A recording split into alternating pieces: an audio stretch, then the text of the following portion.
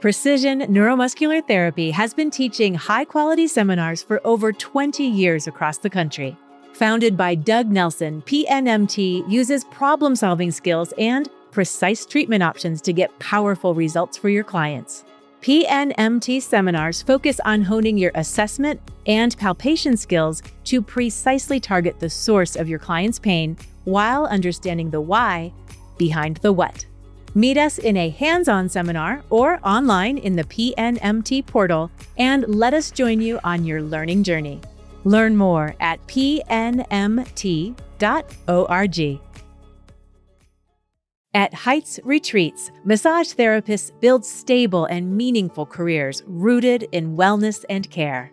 A place where therapists are dedicated to delivering exceptional care to the guests, not to filling their schedule.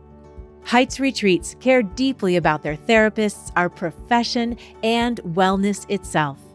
Grow with Heights as they evolve into a wellness-driven future. Visit heightswellnessretreat.com for more information.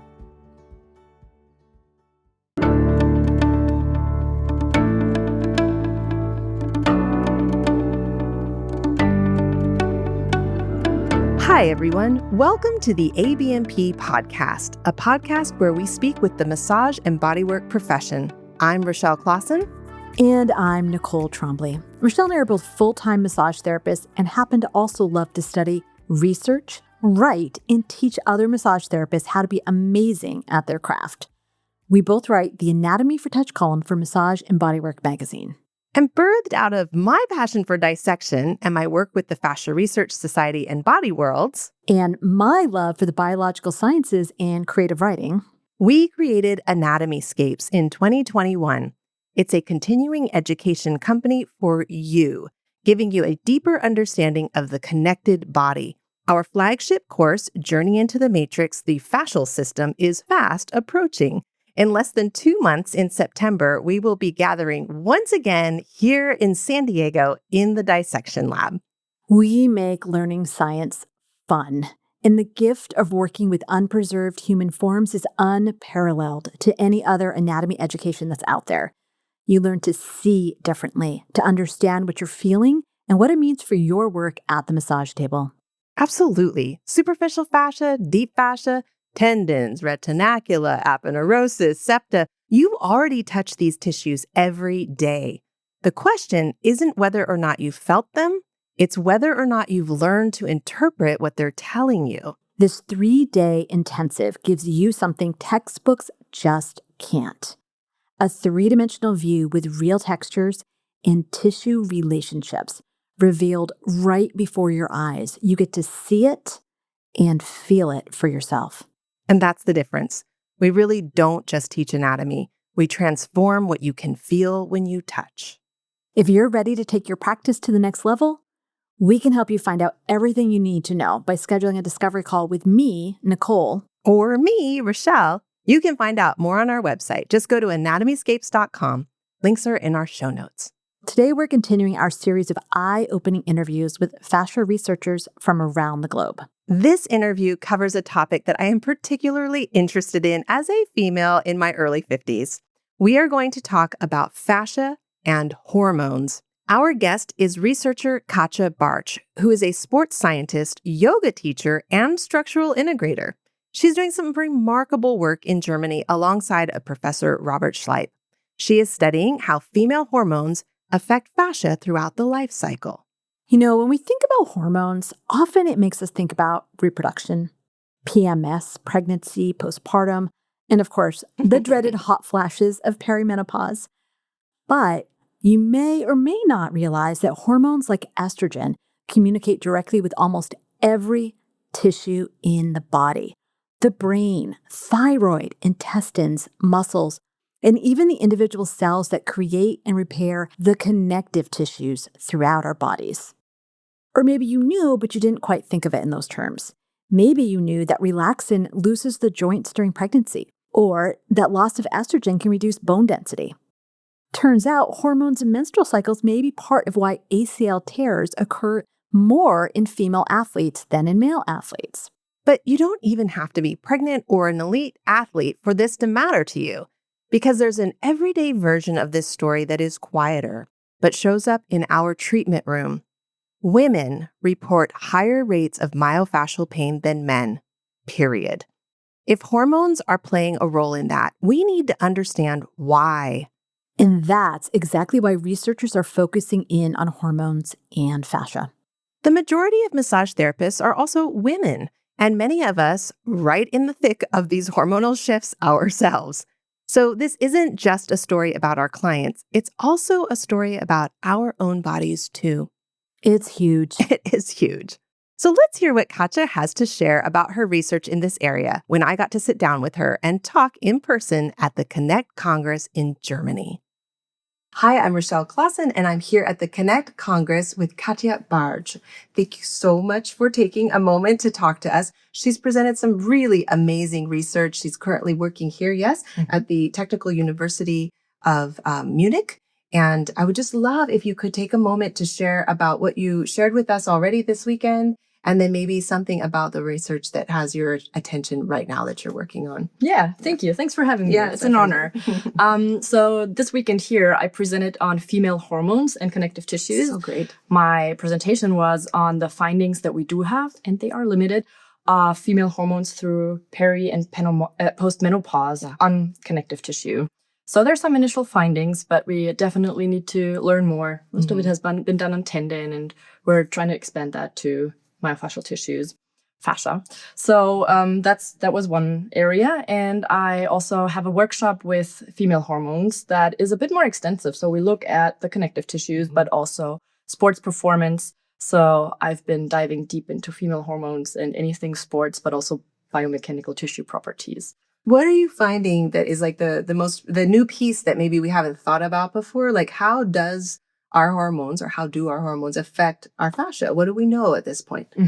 So there's definitely a lot of research out there that has been shown that estrogen deficiency in many cases has effects on basically all the components of the fascial tissue. So we know that collagen synthesis can be impacted. The cross-linking can be impacted. So lysyl oxidase may be up or down regulated. Advanced glycation end products for aging related crosslinks may be changed or is higher in women actually as we age. Wow. So we actually seem to know quite a bit based on what she just said, but that's quite a lot to unpack. So let's just break it down for you a bit. At first, she said collagen synthesis can be impacted as well as cross-linking. So what's important to know is that our bodies make collagen. Whether you put it in your smoothies or not, your body is synthesizing it, and estrogen can impact that. She also said that it affects cross-linking. Yeah, cross-linking. So in dense connective tissue, the collagen fibers are all lined up in parallel, kind of like uncooked spaghetti when they're still in their plastic packaging. Cross-linking is when those fibers form molecular bonds between each other, so between the individual spaghetti.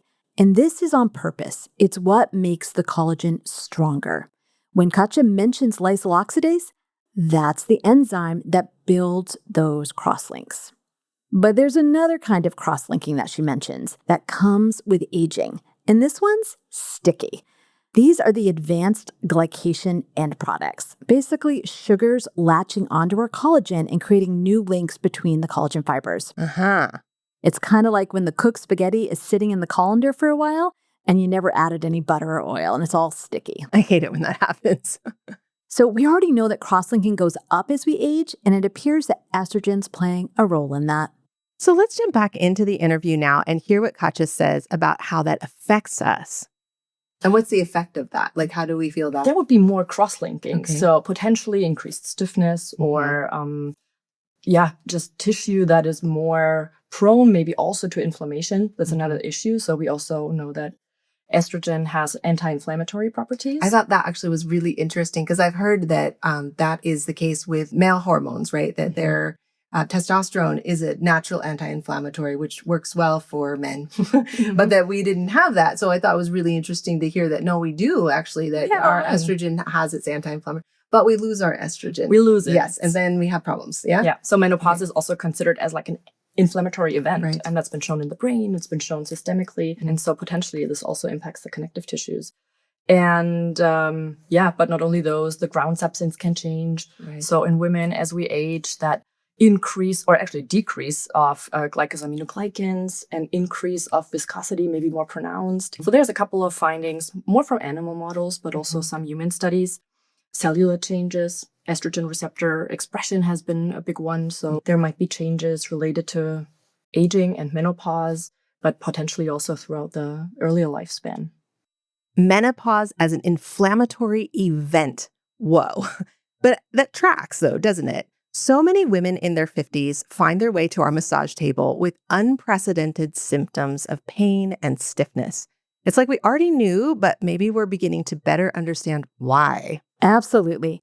And I want to mention for our listeners how this point of decreased glycosaminoglycans and increased viscosity refers back to a topic we teach about in Anatomyscapes because it directly relates to massage. We teach about the cells, gels, and fibers that make up our fascia. The gels are these glycosaminoglycans, or the GAGs for short. This is the liquid component to your fascia that lives in the planes within and between fascial layers, and its viscosity can be easily affected for better or worse. What serves as a lubricant to allow our bodies to move can also become a glue. And then right there at the end, she mentions cellular changes like estrogen receptor expression. Yeah, that's a big deal because it means that the part of the cell that can read and receive the hormones in the environment is changing too, which can change how the cell behaves, like which collagen is it producing and how much is it producing, things like that. Let's take a short break to hear a word from our sponsors. Elevate your bodywork career with Anatomy Train's Structural Integration Certification, ATSI. Discover how to map the pattern and shape the change through inspiring lectures, hands-on body reading, and practical techniques you can use in your practice right away. Join us for ATSI Maine 2026 to 2027, where Tom Myers will personally kick off this transformative professional training. Learn more at anatomytrains.com/ATSI. Let's get back to our conversation.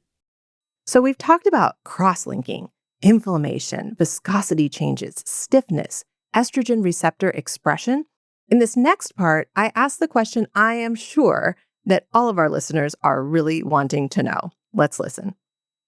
Are we at the point in research where we're still just understanding the mechanisms of change and whether or not there are receptor sites and this kind of thing for when women go through menopause or when their hormones are changing? Or are we at the point where we understand like how we can help? Because this is, of course, everyone's question is, I have pain, I feel stiff, lots of things are happening. Okay, I know my hormone levels are changing, but is there a path forward as far as how to address these things now that we understand? I think that's exactly where we are. So we have, in terms of animal models, in terms of in vitro data, we have gathered information, maybe a bit more on the tendon and ligaments than on other fascial tissues, but we are there. And now other research is exploring how to target the tissues. Okay. So again, for the tendon, we have quite some stuff, but there's also other research emerging.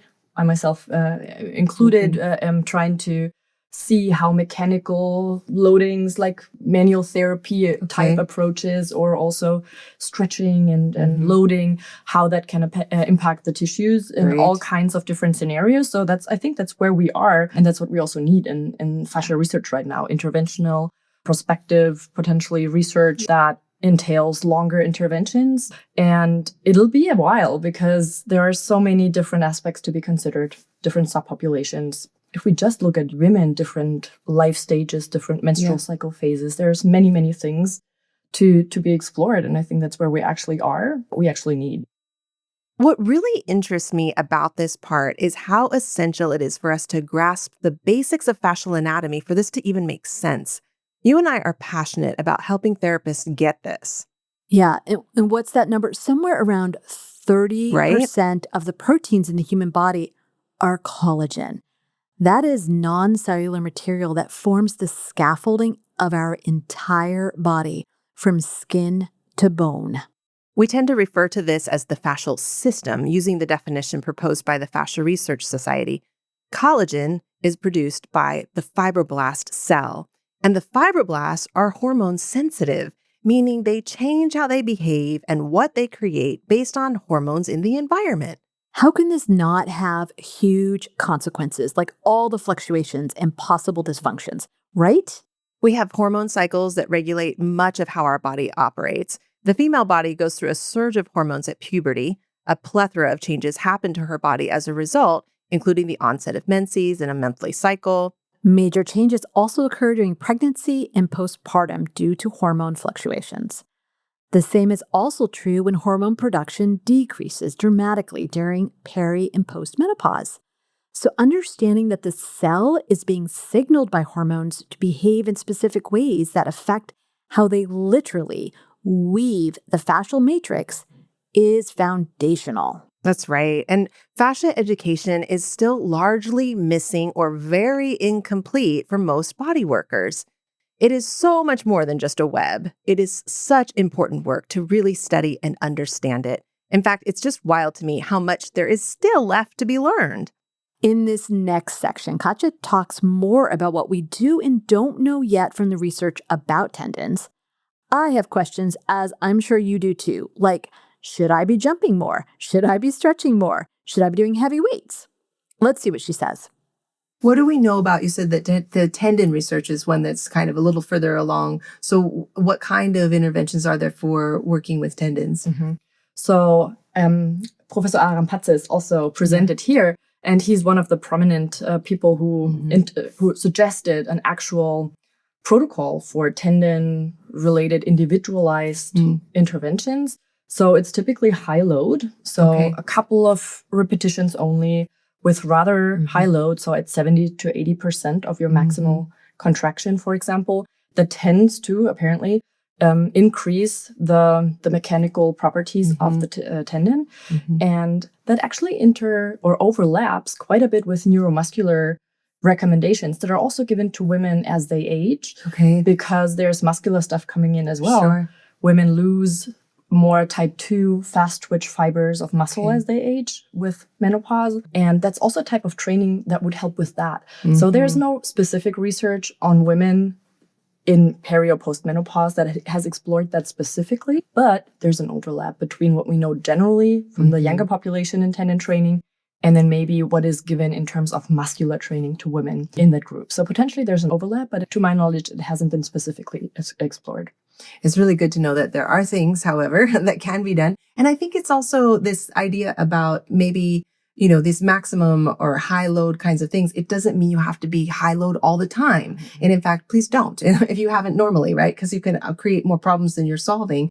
But these are the nuanced pieces, I think, that are really meaningful that, when we hear them, we say, okay, that's something that actually maybe I can incorporate into my life and doesn't feel like I have to have this huge change, but I can do something in a positive way that can affect me moving forward. And I appreciate that you're saying that. Yeah. I think there's two additional bits to this. If you're choosing to do any high load work, there's progression. Yes. So you said that yesterday. I remember. Progression. It's about titration and progression and slowly getting there. And we're hearing about high load training, high weight training everywhere. But my suggestion would be that is a path. It is a path, especially if you're a woman in that age group and you haven't worked out or you haven't been physically active.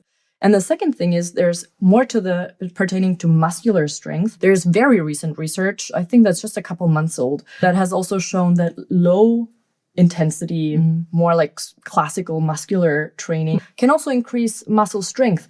About hypertrophy, we don't know so much, but in terms of muscle strength in that age group, it can also increase that. So it's not as black and white as we sometimes would like it to be, because that would be easier. Yeah. But there's nuance to it. Yeah, or even that we want it just like now, right? And that this idea that doing something that feels like it's almost nothing is something, because it's a gradual progression towards a long-term change, which is a really great thing.